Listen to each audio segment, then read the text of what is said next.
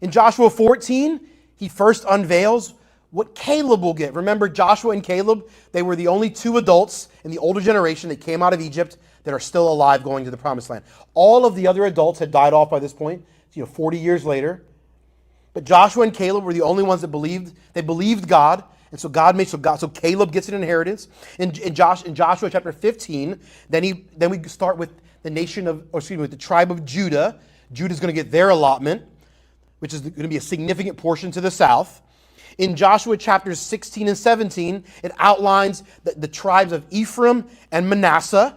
Now, these are the two tribes that are the lineage of Joseph.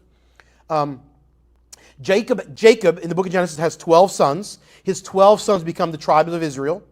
These are the 12 tribes. But one of his sons, Joseph, actually gets a double portion because Joseph was the one that was faithful, and God spoke through him, or worked his plan through Joseph. So Joseph actually has two sons. So there's actually 13 different groups of people that will inherit something here.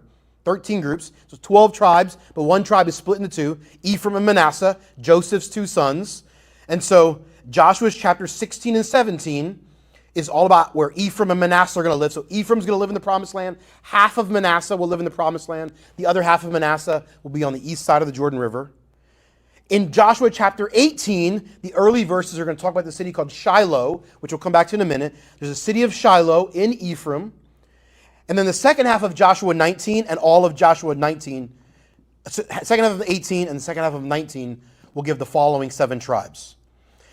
Of those 13 groups that will inherit something, there's one tribe that gets no district to themselves. That's the Levites. The Levites are the priests. The Levites are not going to live in one region. They're going to be spread out between the other 12 districts because we want the